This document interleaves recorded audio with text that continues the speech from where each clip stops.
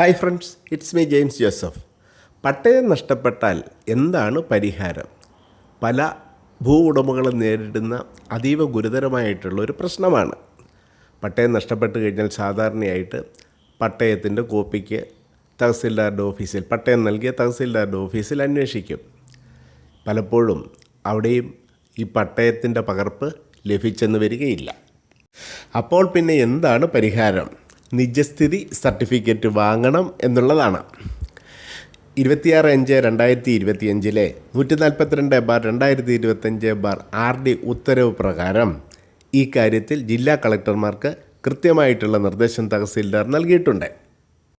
പട്ടയക്കാരനിൽ നിന്നോ അല്ലെങ്കിൽ വസ്തുവിൻ്റെ നിലവിലത്തെ ഉടമസ്ഥനിൽ നിന്നോ അസൽ പട്ടയം നഷ്ടപ്പെട്ടു പോയിട്ടുണ്ടെങ്കിൽ, എന്നാൽ ബന്ധപ്പെട്ട പട്ടയാധികാരിയുടെ ഓഫീസിൽ, അതായത് തഹസിൽദാരുടെ ഓഫീസിലെ ഫയലുകളിൽ പട്ടയ ഫയൽ ലഭ്യമാണ് എങ്കിൽ പതിവ് അപേക്ഷാ രജിസ്റ്റർ, പട്ടയ വിതരണ രജിസ്റ്റർ, പതിവ് ലിസ്റ്റ്, റീസർവേ ലാൻഡ് രജിസ്റ്റർ തുടങ്ങി ഉള്ള രജിസ്റ്ററുകൾ പരിശോധിച്ച് അതുപോലെ തന്നെ പതിവ് തുകകൾ ഖജനാവിൽ ഒടുക്കിയിട്ടുണ്ട് എന്ന് ഉറപ്പുവരുത്തി വില്ലേജ് ഓഫീസിലെ തണ്ടപ്പേർ അക്കൗണ്ടിൽ പട്ടയകക്ഷിയുടെയോ തുടർന്നുള്ള നിയമാനുസൃത കൈമാറ്റങ്ങൾ മുഖേന നിലവിലെ കൈവശക്കാരൻ്റെയോ പേരിൽ ഭൂനികുതി ഒടുക്കി വരുന്നതുമായിട്ടുള്ള കേസുകളിൽ പട്ടയ ഫയൽ പ്രകാരമുള്ള ഭൂമി തന്നെയാണ് കൈവശത്തിലുള്ള ഭൂമി എന്ന് ഉറപ്പുവരുത്തിക്കൊണ്ട് ആധികാരികത ബോധ്യപ്പെടുന്ന കേസുകളിൽ പട്ടയകക്ഷി അഥവാ പട്ടയം ലഭിച്ച ആളിൽ നിന്നും നിയമാനുസൃതം ഭൂമി കൈമാറ്റം ലഭിച്ച ഇപ്പോഴത്തെ കൈവശക്കാരൻ്റെ പേരിൽ നിജസ്ഥിതി സർട്ടിഫിക്കറ്റ് അനുവദിക്കുന്നതിന് ജില്ലാ കളക്ടർമാരെ ചുമതലപ്പെടുത്തിയിട്ടുണ്ട്.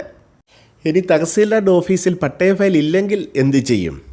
പട്ടയക്കാരൻ്റെ കൈവശം അസൽ പട്ടയം ഇല്ലാതിരിക്കുകയും വില്ലേജ് റെക്കോർഡുകളിൽ ആയതിനനുസരണമായി മാറ്റങ്ങൾ വരുത്തിയിട്ടുണ്ടാവുകയും എന്നാൽ പതിവ് അധികാരിയുടെ കാര്യാലയത്തിൽ പട്ടയ ഫയൽ നഷ്ടപ്പെടുകയോ നശിച്ചു പോവുകയോ ചെയ്തിട്ടുള്ള കേസുകളിൽ പതിവ് അപേക്ഷാ രജിസ്റ്റർ, അതായത് നമ്പർ 1 രജിസ്റ്റർ, പട്ടയ വിതരണ രജിസ്റ്റർ, അതായത് number 2 register, resurvey land register, joint verification report, പതിവ് തുകകൾ സംബന്ധിച്ചിട്ടുള്ള ട്രഷറി രേഖകൾ, പതിവ് കാലയളവിൽ ജില്ലാ കളക്ടർ അംഗീകരിച്ച പതിവ് ലിസ്റ്റ് അല്ലെങ്കിൽ പതിവ് കമ്മിറ്റി ചേർന്നതിനുള്ള രേഖകൾ, മിനിറ്റ്സ്, വില്ലേജ് ഓഫീസുകളിൽ സൂക്ഷിക്കുന്ന അംഗീകൃത പതിവ് ലിസ്റ്റ്, പതിവ് അക്കൗണ്ട്, കൂടുതൽ കുറവ് അക്കൗണ്ട് നമ്പർ 7 എന്നിവയൊക്കെ പരിശോധിച്ച് പട്ടയത്തിൻ്റെ സാധുത ഉറപ്പുവരുത്തിക്കൊണ്ട് നിജസ്ഥിതി സർട്ടിഫിക്കറ്റ് അനുവദിക്കുന്നതിനാണ് ജില്ലാ കളക്ടർമാരെ ചുമതലപ്പെടുത്തിയിട്ടുള്ളത്.